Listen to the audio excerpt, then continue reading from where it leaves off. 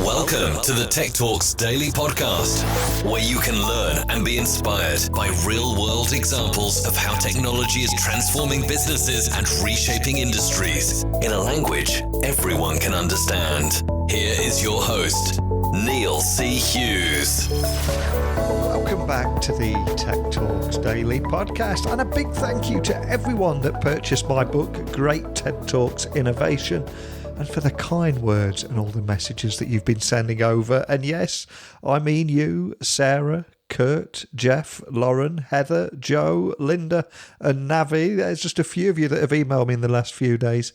I salute you all and cannot thank you enough for your support. And after hearing about a company called ZenHub that helps innovative teams ship better software faster using ZenHub for project management right inside of GitHub, I think we'll stick with the theme of innovation today. Because Erin Upright is going to join us on the podcast today, and he co-founded ZenHub way back in 2015 as a company to empower software development, but with flexible workflow and organization within GitHub using a fully featured integrated project management platform, all for Agile development. And it's a story I felt compelled to find out more about. So let's navigate those uncharted digital waters together and get Erin onto the podcast now. So a massive warm welcome to the show, Erin. Can you tell the listeners a little about who you are and what you do? Yeah, thanks so much for having me, Neil. I'm really excited to be here. So my name is Erin Upright, and I'm one of the founders of ZenHub, which is a project and product management solution that's built inside of GitHub. And as a founder, I spend a lot of my time on a lot of different areas of the business, but day to day, I'm mostly sitting with our go-to-market team, which encompasses sales, customer success, and marketing. And I consider myself pretty lucky that 6 years into this, I still get to spend so much time on the front lines with our teams and with our customers and learning about all the cool things they're building and really just figuring out ways that we can help them. And then I also spend a lot of my time thinking about the future of project management and how that really applies to the future of our business. And I spend time working closely with our product team and executive team to help set the roadmap of really where we're going as a product. And you are doing so much cool stuff at the moment. But one of the things I love doing on this Daily Tech podcast is taking people back to where it all began and helping other startup founders learn from the story and your startup journey that you may have taken. So with that in mind, can I take you back to 2015 where it all began and the story behind Zen, and maybe share the story behind ZenHub and what actually inspired your mission to empower software developers? Yeah. So ZenHub doesn't have that traditional beginning in the way that most startups do. And I think most people out there or most listeners are going to be familiar with that story of two friends or colleagues that maybe come up with this brilliant idea, quit their jobs at Facebook or Google to go off and build it, go on and raise venture capital, and then the rest kind of becomes history. And we really don't fit that pattern at all. ZenHub was actually born out of an innovation studio or a venture studio called AxiomZen, based up here in Vancouver, Canada, where I'm based.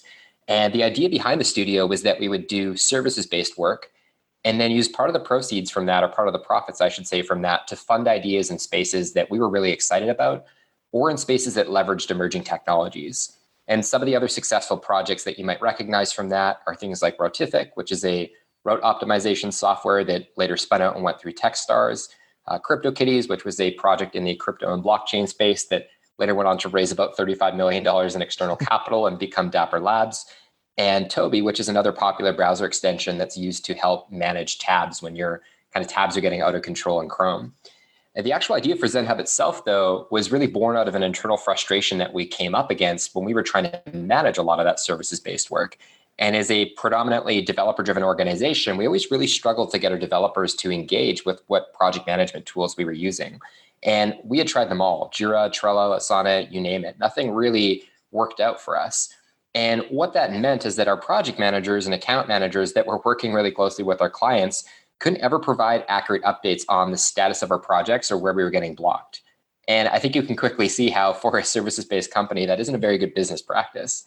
What we noticed, though, is that all of our developers were inside of GitHub. And we asked ourselves and kind of took a step back, what if we could take the bare bones of what we needed from some of those other programs and applications and actually bring them into GitHub so that we could manage our projects in a system where our developers were already living? And that's really where the original idea for ZenHub came from. So over the course of a weekend, one of our developers actually went away and hacked together a really simple Chrome extension that injected a new tab into GitHub so that we could have a really nice task board to manage all of our GitHub issues. And within days of implementing that, we saw a massive increase in engagement from developers that were updating and moving issues. And so we figured that we can't be the only ones that were kind of having that problem. There had to be other teams out there kind of facing similar challenges. And even within a few days of just putting up a landing page, we had interest in signups or requests to use the products from teams at NBC Universal, teams at Sony, even a team from Jet Propulsion Labs that wanted to bring our product on premise. And so that early traction is really what inspired us to kind of stop focusing so much on services and really start focusing on this full time. Love that story. And ZenHub then is essentially an agile project management within GitHub. So can you tell me a little bit more about exactly what it is and how you're actually bringing tracking, planning, and reporting features to GitHub? Yeah. So what I think a lot of teams out there don't realize is that GitHub is actually a really great tool for collaboration and project management. It's just missing a few really key things. It comes out of the box with features like issues, labels, milestones that just lend themselves really well to organizing and managing software projects in a way that's really connected to the code base. Another really big benefit by ZenHub, or of GitHub, I should say, is that it's already really well understood by developers. In fact, there's very little onboarding that needs to happen with our product because developers that pick up ZenHub have already likely used GitHub in some capacity, whether it's for an open source project or if they're hobby developers kind of using it over the weekend, or even if they're using it in more of a professional capacity, they have some level of familiarity with the different features and functionality that's available. And so what we really bring to that experience is that next level of functionality that's really needed to manage software projects at scale. That includes things like the ability to organize issues and PRs, those GitHub issues and PRs, I should say, into things like epics, which is a very kind of fundamental and common way of building hierarchy into and around issues. We also have the ability to assign estimates to issues based on complexity or story point values, the ability to create dependency between issues, pin an issue as a high priority. And all these pieces of functionality, funnel back into a lot of the reports and insights that we actually help provide to teams as well, so that they can track their key metrics and really better understand the progress that they're making. On the reporting side of things, we actually have 5 integrated reports, and they're really kind of based on a lot of the common reports that we see teams using, like burn down, velocity, cumulative flow, lead time, and cycle time. And so that's really what we kind of bring into the GitHub experience for teams that are already using it from a collaborative perspective. So who are your customers and what kind of problems are you solving for the GitHub community at large? Mm-hmm. We have a really incredible list of customers that are using ZenHub. And one of the patterns that we often see within an organization is that teams that are oftentimes early adopters of ZenHub are from very forward-thinking parts of the organization. So for example, at IBM, which is actually one of our largest customers, it was the Watson AI team that actually first adopted ZenHub. And there's kind of countless other examples at places like Hyundai, Uber, Shopify, Comcast, where that same story kind of rings true, where it's a very forward-thinking team within the organization who's mandated to move fast, reduce process, reduce overhead, reduce the amount of time that they're spending in tools. That's that first team that actually comes and picks up ZenHub. One of the really cool and advantageous things about getting to work with those forward-thinking teams is that they oftentimes set a precedent for how other teams are going to work over time. So for example, a lot of the other teams at IBM want to be like the Watson organization. And in order to do that, they end up adopting a lot of the same sets of tools and processes in terms of how the Watson team is building software. And so it's been really exciting to be able to get in early with some of those forward-thinking teams, demonstrate the value, and then use that kind of as a ticket to other areas of the organization. And that's very much built into our go-to-market motion as a company. We don't have a heavy sales presence. One, because a lot of the companies that are coming to use ZenHub are inbound, but two, just because we know that that's not necessarily the way that developers and teams like to buy software. But if we can show success with that early team and really help them get to value in the product, that can become a huge ticket, like I said, into other areas of the organization where we can start to interact with other teams and get more people onboarded and into the product. And before you came on today, I was doing a little research and I was reading how you're prioritizing creativity along with efficiency, but without diminishing creativity in the software development cycle. Is that something you can expand on for people listening that have not too familiar with what you do? Yeah, so I think this really comes down to a concept that we talk about a lot as a company, which is this idea of focused time. I think software development is an inherently creative task, and people that get into software development really like to create and build things. But it also requires a lot of focus and attention.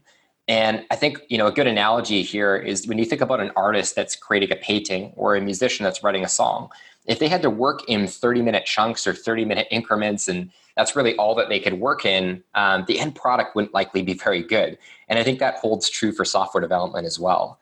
There's a lot of distractions that are available that can really pull developers outside of that state of flow where they're most focused and most productive.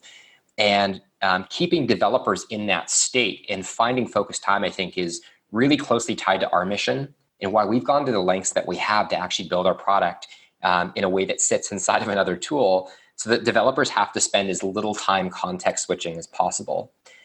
What I will say, though, is that context switching is just one part of the equation. And to create that focused time for actually doing deep and meaningful work, really what we found is that organizations and companies need to be on board with the idea of giving developers that freedom and that flexibility in their schedule in order to create those blocks of deep working time. So for example, things like no meeting Wednesday or not having meetings, before 10 a.m. really help, I think, to create those focused working times where developers can, really focus all of their attention and energy on creative tasks and creating software. So I don't think it's just about, the tools that you use in terms of, being able to prioritize creativity and efficiency. It's also, an organizational commitment that companies need to make in order to create that time. And that's just one example, I think, of, things like No Meeting Wednesday that organizations can do. Other things we found really effective and seen teams do are scheduling stand-ups, for example, really early in the day to identify when developers are blocked, have working group meetings earlier in the day. Just be mindful and deliberate around, what people are doing as well, I think is something that's really important. Because you don't want to pull someone out of, a really creative or deep task, to ask them a question. Just think about, the mindset that they're in before you maybe pull them out of that, because it can be really hard to get back in. Yeah, I completely agree with you. It's great to hear about that additional freedom and flexibility. And it's not just about the tools. And I also read that you refreshingly believe that a stiff adherence to a particular tool or a particular methodology needs to be a thing of the past. But can you expand on that too? Yeah, I think when Agile becomes more about adhering to the methodology than delivering value to our end users and customers faster, we failed. And unfortunately, for a lot of teams out there, that is becoming more and more true. And I often say, and we often say as a company, that the best methodology is the one that works for the team and balances the needs of the organization. And I realize I'm not going to make many friends amongst the Agile purists out there who are listening today, but it's truly what I believe. And I'm also a big believer that if you can adopt, parts of a methodology, you can be successful without having to adopt all of it. So just as an example of that, if a team wants to start tracking their work in sprints or iterations, which is a really popular kind of tool to organize work in a Scrum methodology, but they're not ready to start estimating work and adding those story points to issues, I think that's perfectly okay.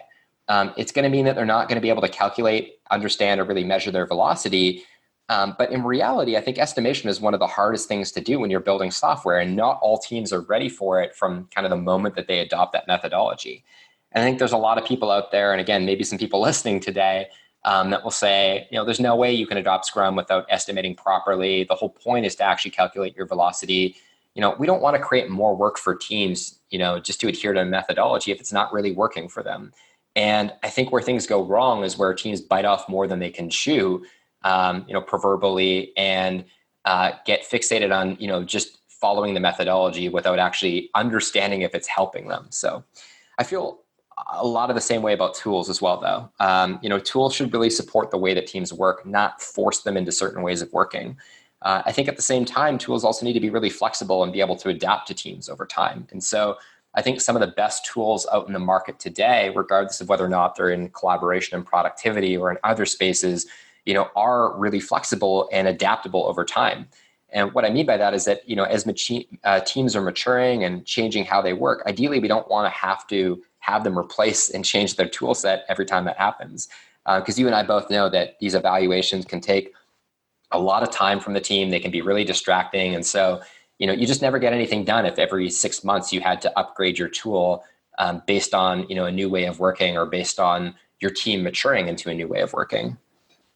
Absolutely. And I think those words will resonate with people all over the world. And do you have any tips, though, for incorporating the best agile development while fostering the power of each contributor? Are there any tips you can offer around that? Yeah, that's a really good question. So I would start by first challenging teams to define what success looks like. So for example, are there certain metrics that you're looking to track and ultimately improve on over time? Are there certain efficiencies that you're looking to gain? Have there been a series of maybe failed projects that have kind of led you to this point? And even that is kind of the benchmark that you want to use as a baseline to then move forward from. So really understanding what success looks like is a critical component of this. And it can be a really good starting point in deciding how a team should actually work and which parts of an agile methodology teams might want to follow. For example, if teams aren't really concerned about measuring their velocity, they're not really concerned around those certain metrics, and leadership or executives within the company aren't asking for those metrics. Maybe a Scrum style way of working isn't the best thing for a team to adopt. So just having that definition and understanding of success and kind of where you want to be long term, I think, is a really good first consideration. And then beyond that, we always recommend that teams that are new to Agile or getting started with Agile start small and build up over time. And that kind of comes back to the idea that I mentioned above of working in iterations and taking on a methodology in iterations as well. You don't want to overburden your team and exhaust everyone with having to take on a new methodology and kind of confuse everyone, I think, with all the parts that come with that if they're not ready. And at the same time, I think change management is one of the hardest things that organizations can actually pull off, because it requires you to bring a lot of people through things that they're not always used to, and there's always going to be pushback no matter what. And so, starting small and working your way incrementally up towards some of these, I think, is a really good way to get that buy-in and adoption over time without just waking up in the morning and suddenly making a declaration that, hey, we're now an agile company, everyone's working in this specific way, which unfortunately happens a lot. I also think it's really important too, is just kind of a final thought on this, to experiment and try new things when you're adopting a new process. Like I said, not every part of the process is going to work for teams up front. And it's important to be experimental and try to find what parts of that process you're successful with and what parts you're not with. So for example, teams that are just establishing their ways of working and bringing in a new methodology, we always advise that they experiment a lot. And that can be even really simple experiments of changing the pipelines around on your task board or inserting new stages into your development workflow, trying to get some separation maybe between or trying to refine and break down certain stages of your development workflow so you have a little bit of separation. These are all things that teams can kind of experiment with to find what works for them. And they're usually pretty low cost when you're adopting a new way of working, because teams are kind of in that learning mindset anyways. And another challenge I think we've got to address today, of course, is distraction, which is often called the greatest enemy of productive software development. So can you tell me anything about how to minimize distraction? Yeah. Again, I think a lot of this comes back to that concept of focus work that we talked about just a little bit earlier. And finding that time for focused work isn't just an important kind of consideration for creativity. It's also really important when a task is complex. So an example I always like to use is if I'm cleaning my apartment, because I'm a little bit of a clean freak, and I need to go answer the phone because my parents are calling, it's really easy to pick back up where I left off. If I have the vacuum out, and I answer a phone call and then come back to vacuuming, that's really easy. I don't really have to even think about that. That's not the case, though, when you're a software developer working on a really complex algorithm for a feature and you get suddenly pulled into a backlog refinement meeting. Oftentimes it's really difficult to just come back to your computer and pick back up where you left off and get back into that same headspace and state of flow that you were in before. And so I think minimizing distraction really comes down to a few things. One of those things is reducing context switching where it's possible, and that's where tools like ZenHub really come in and can help teams. The other, as I mentioned, is finding that focused working time to work on complex things. And again, that requires not just individuals to do that, but a commitment from the organization to be mindful of creating and facilitating that time. And as much as I say that, I think it's a very difficult thing for organizations to do. Admittedly, we're still not great at it. Just the other week, I was having a look and on a call with one of our developers, and I looked at his calendar, and within seconds, it became apparent to me that he wasn't actually going to get any meaningful work done that day. And he had meetings basically every 30 minutes throughout the day with 30-minute increments in between those. And I guess if you take a step back and you look at that total amount of time that he was spending in meetings versus the total amount of time that he had for, working on other things or development time, I guess, he still had 4 hours of working time, but it's impossible to get into anything because you're disrupted every 30 minutes and pulled into something else. And then you come back to your computer, get back into your development environment, then you pretty much have to be ready for your next meeting. And so days like that are just complete productivity killers for developers. Those types of meetings and things like that can be really big distractions. So. And I think right now, everyone's beginning to think about life in a post-pandemic world as we enter solution mode and want to bounce back. But I'm curious, is there anything you can talk about the role of emerging leaders amid the COVID-19 crisis? Is there anything that you're seeing out there? Yeah, it's a really interesting concept. And one of the articles that I read really early on, I think, when all of this was kind of happening, I guess back in late February, early March, was this concept of a wartime and peacetime CEO. And I think there's a lot of lessons that you can pull from that, but neither of those terms really felt appropriate to me in terms of the kind of economic reality and social reality that we were in. And what I mean by that, for people who haven't read that article or aren't familiar with those terms, what a peacetime CEO does or a CEO should do in terms of peacetime are very different than what a CEO should do and how a CEO should act in wartime. Meaning, when things are really tough, or when resources are really scarce, or when you're facing a large existential threat from a competitor or even in the market. But again, when I read through that kind of those definitions, neither of those really seemed appropriate for the situation that we found ourselves in. And what did seem more appropriate, and I kind of put it to our team as an end time CEO. I think that may have been a little bit dramatic of a term, but essentially leading a little bit more with compassion and understanding that a lot of people are going through this situation together. A lot of people are in this situation for the first time. At least for me, it's the first time in kind of my working career that I've had to endure an economic shift like this. And a lot of people don't know what to do. There's a lot of uncertainty out there. And so this is not the time for making bold moves. This is not the time for,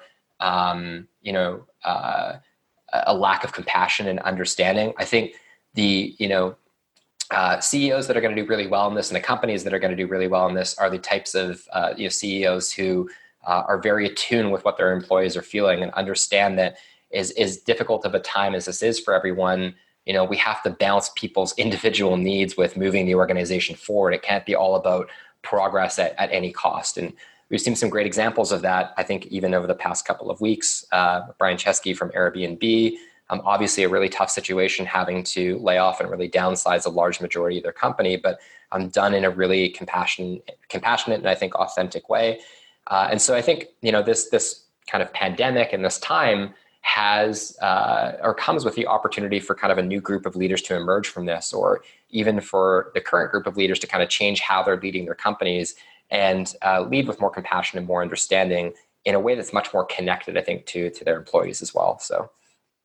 And I appreciate we are in unusual times, and I think everybody's navigating uncharted digital waters. But What's next for ZenHub? Yeah. So I think we've done a really great job of delivering, I'm obviously biased, but on the promise of keeping developers productive and inside environments where they're already comfortable. One of the things I hate about ZenHub, though, just to be transparent, is that developers still have to manually do things at all. For example, moving an issue from one pipeline to another, updating an issue within a pipeline, applying something to an issue like a label or a milestone. in the future, I want every single common task that a developer has to do in a project management system to be automatically updated and connected back to what they're doing inside the code base.